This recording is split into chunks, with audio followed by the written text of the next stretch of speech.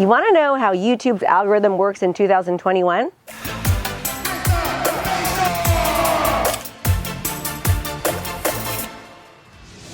If you said, no, not really, think again. Knowing how the algorithm works means the difference between actually getting lots of traction from your YouTube videos or simply wasting your time.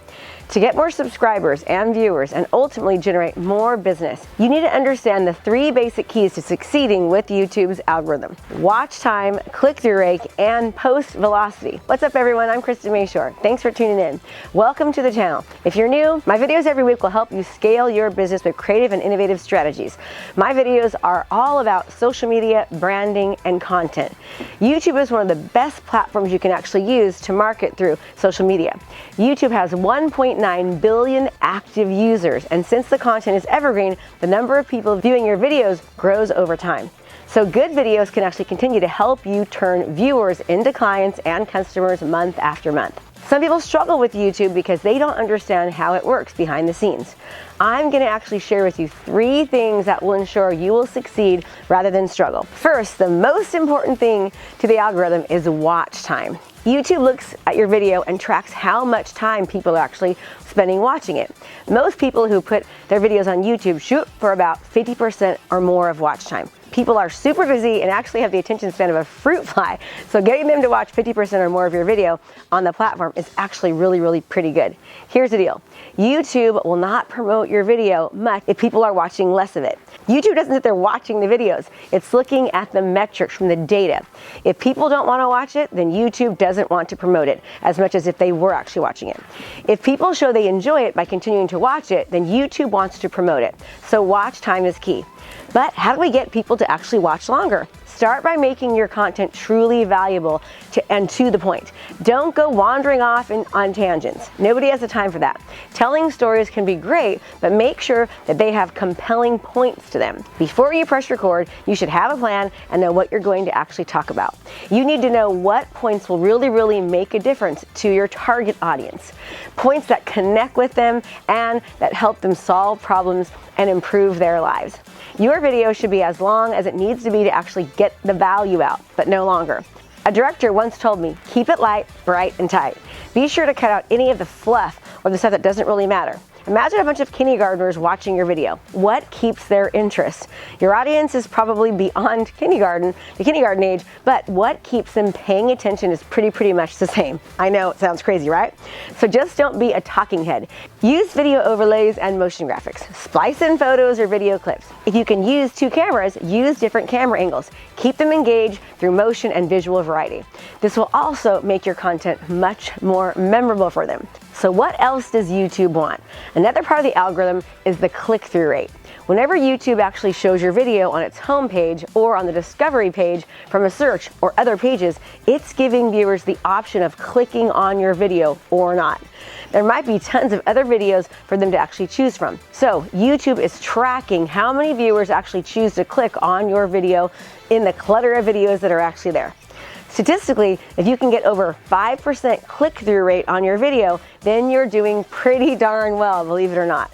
Most people get 3% or less. So how can you actually get a better click-through rate? Well, it comes down to 2 things, the thumbnail and the title. Your thumbnail needs to stand out from the pack. Well, how? Well, one secret is to use contrasting colors or colors that stand out against YouTube's colors. Avoid colors like grays, whites, black, or red because those are YouTube's colors. Instead, use something different like a bright yellow, a bright orange, or a Tiffany blue, a color that adds some contrast and that will actually pop. Viewers' eyes will be automatically drawn to them.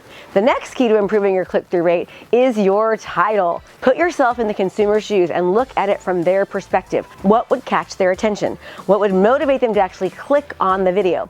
Some people use clickbait, which is a kind of title that gets people to click. These titles are often sensational and often deceiving. People who use them are usually going for the click and not actually delivering good value to viewers. So personally, I don't believe in clickbait and I don't use it. That being said, you want your titles to be enticing and interesting so people want to continue to watch your video. Giving value is important to me, so I like to make sure that the title shows the value they're actually going to get and answer a specific question that they'll be looking for.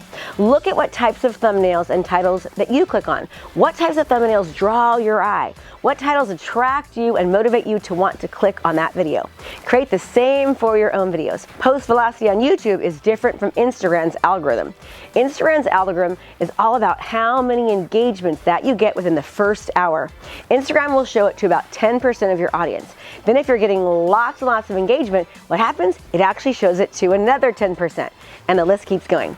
YouTube cares about the first 24 hours. So the key is to make sure that you get as much engagement, in other words, as many people viewing your video that you can in the first 24 hours. So Krista, how can I make that happen? Well, first of all, you can share it like crazy on all forms of social media. Make sure that you're getting in front of different types of audiences. If you have a database or an email list of customers and potential customers, then send it to them. Your videos will be a valuable source for them. So don't be shy about giving it out. You're giving them something of value that they can use, and that's valuable to them. You're showing them that you actually care about them and their time, because you're only sending them videos that will actually truly serve them and help them. Have the promotional campaign for your video all ready to go so you can shoot it out within 24 hours.